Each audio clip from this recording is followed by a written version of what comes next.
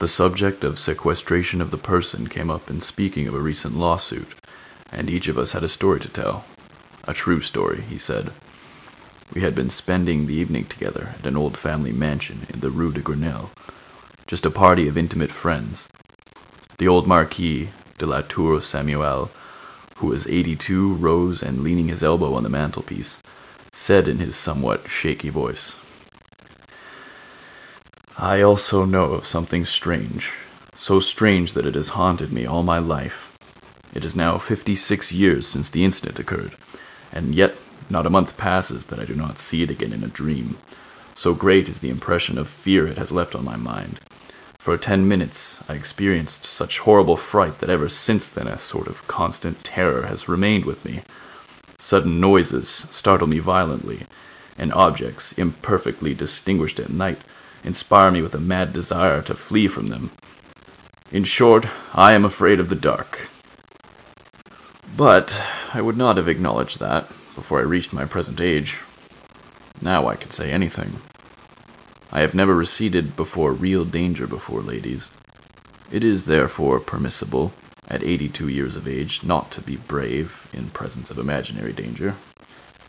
That affair so completely upset me, caused me such deep and mysterious and terrible distress that I never spoke of it to anyone. I will now tell it to you exactly as it happened, without any attempt at explanation. In July 1827, I was stationed at Rouen. One day, as I was walking along the quay, I met a man whom I thought I recognized without being able to recall exactly who he was. Instinctively, I made a movement to stop. The stranger perceived it and at once extended his hand. He was a friend to whom I had been deeply attached as a youth. For 5 years I had not seen him. He seemed to have aged half a century. His hair was quite white, and he walked bent over as though completely exhausted. He apparently understood my surprise, and he told me of the misfortune which had shattered his life. Having fallen madly in love with a young girl, he had married her, but after a year of more than earthly happiness, she died suddenly of an affection of the heart. He left his country home on the very day of her burial, and came to his town house in Rouen, where he lived, alone and unhappy, so sad and wretched that he thought constantly of suicide. "Since I have found you again in this manner," he said, "I will ask you to render me an important service. It is to go and get me out of the desk in my bedroom, our bedroom, some papers of which I have urgent need. I cannot send a service or a business clerk, as discretion and absolute silence are necessary. As for myself, nothing on earth would induce me to re-enter that house. I will give you the key of the room which I myself locked on leaving, and the key of the desk. Also a few words from my gardener, telling him to open the chateau for you. But come and breakfast with me tomorrow, and we will arrange all that." I proposed to do him the slight favor he asked. It was, for that matter, only a ride which I could make in an hour on horseback, his property being but a few miles distant from Rouen.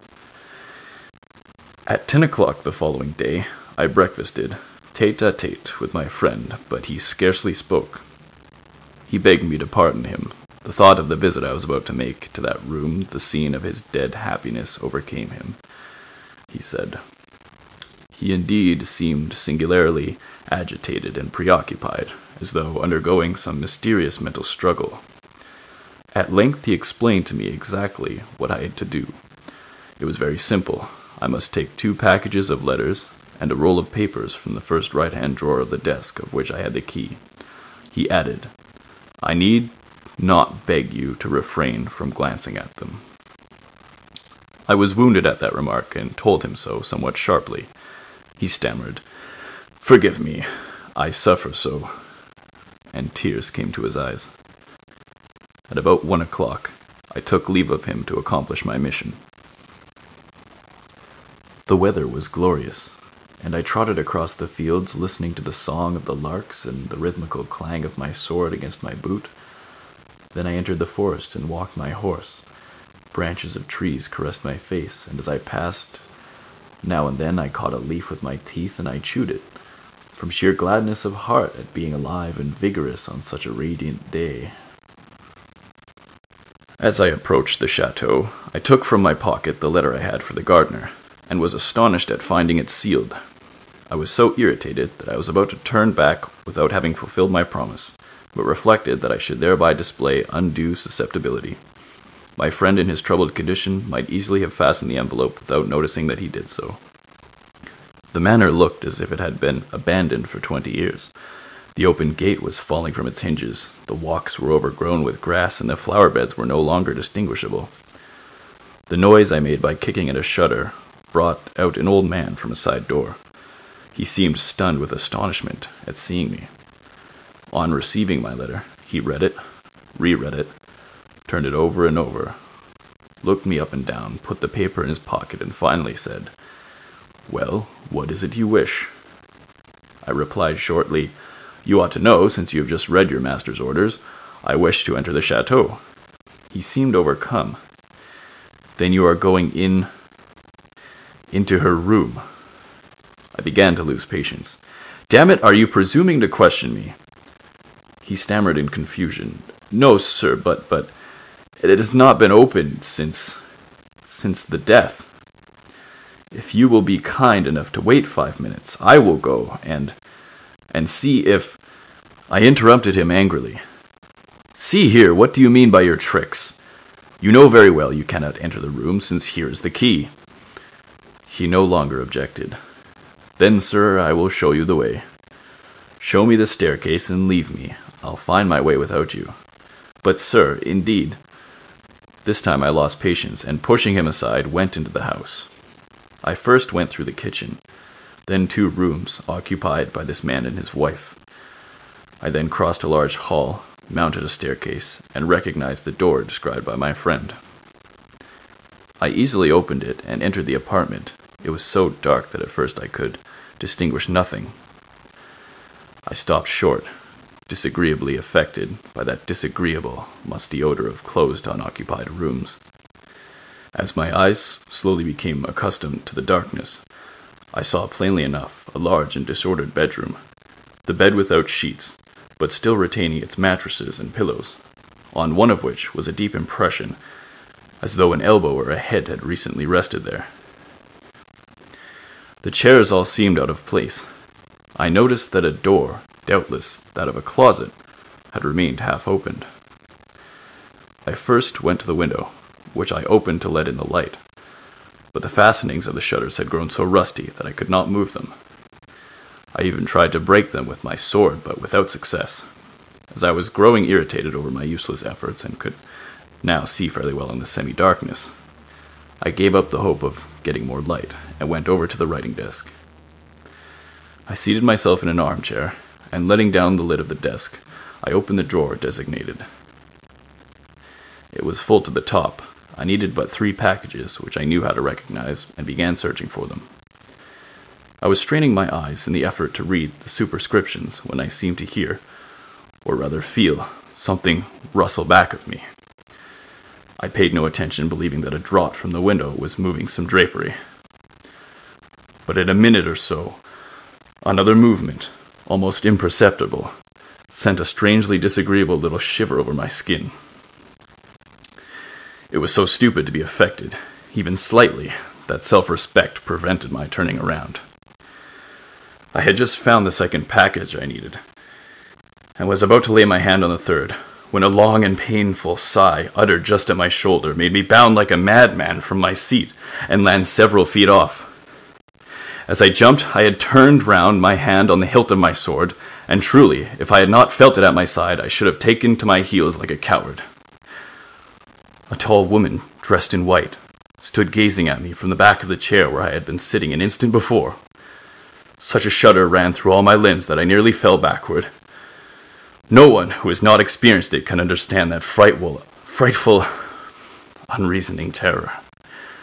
The mind becomes vague, the heart ceases to beat, the entire body grows as limp as a sponge. I do not believe in ghosts. Nevertheless, I collapsed from a hideous dread of the dead, and I suffered. Oh, I suffered in a few moments more than in all the rest of my life from the irresistible terror of the supernatural. If she had not spoken, I should have died, perhaps, but she spoke. She spoke in a sweet, sad voice that set my nerves vibrating. I dare not say that I became master of myself and recovered my reason. No, I was terrified and scarcely knew what I was doing, but a certain innate pride, a remnant of soldierly instinct, made me, almost in spite of myself, maintain a bold front. She said, "Oh, sir, you can render me a great service." I wanted to reply, but it was impossible for me to pronounce a word. Only a vague sound came from my throat. She continued, "Will you? You can save me, cure me. I suffer frightfully. I suffer, oh, how I suffer." And she slowly seated herself in my armchair, still looking at me. "Will you?" she said. I nodded in assent, my voice still being paralyzed. Then she held out to me a tortoise-shell comb and murmured, "Comb my hair. Oh, comb my hair. That will cure me. It must be combed. Look at my head, how I suffer, and my hair pulls so." Her hair unbound, very long and very black, it seemed to me hung over the back of the armchair and touched the floor. Why did I promise? Why did I take that comb with a shudder, and why did I hold it in my hands? Her long black hair, that gave my skin a frightful cold sensation, as though I were handling snakes, I cannot tell. That sensation has remained in my fingers, and I still tremble in recalling it. I combed her hair. I handled, I know not how, those icy locks. I twisted, knotted, and unknotted, and braided them. She sighed, bowed her head, seemed happy. Suddenly she said thank you, snatched the comb from my hands, and fled by the door that I had noticed ajar. Left alone, I experienced for several seconds the horrible agitation of one who awakens from a nightmare. At length I regained my senses. I ran to the window and with a mighty effort burst open the shutters, letting a flood of light into the room. Immediately I sprang to the door by which that being had departed. I found it closed and immovable. Then the mad desire to flee overcame me like a panic, the panic which soldiers know in battle. I seized the 3 packets of letters on the open desk, ran from the room, dashed down the stairs 4 steps at a time, found myself outside, I know not how, and perceiving my horse a few steps away, leaped into the saddle and galloped away. I stopped only when I reached Rouen, and alighted at my lodgings. Throwing the reins to my orderly, I fled to my room and shut myself in to reflect. For an hour I anxiously asked myself if I were not the victim of a hallucination. Undoubtedly, I had had one of those incomprehensible nervous attacks, those exaltations of the mind that give rise to visions and are the stronghold of the supernatural, and I was about to believe I had seen a vision, had a hallucination when, as I approached the window, my eyes fell by chance upon my breast. My military cape was covered with long black hairs. One by one, with trembling fingers, I plucked them off and threw them away. I then called my orderly. I was too disturbed, too upset to go and see my friend that day, and I also wished to reflect more fully upon what I had ought to tell him. I sent him his letters, for which he gave the soldier a receipt. He asked after me most particularly, and on being told I was ill, had had a sunstroke, appeared exceedingly anxious. Next morning I went to him, determined to tell him the truth. He had gone out the evening before and had not yet returned. I called again during the day. My friend was still absent. After waiting a week longer without news of him, I notified the authorities and a judicial search was instituted. Not the slightest trace of his whereabouts or manner of disappearance was discovered. A minute inspection of the abandoned chateau revealed nothing of a suspicious character. There was no indication that a woman had been concealed there. After fruitless searches, all further efforts were abandoned, and for 50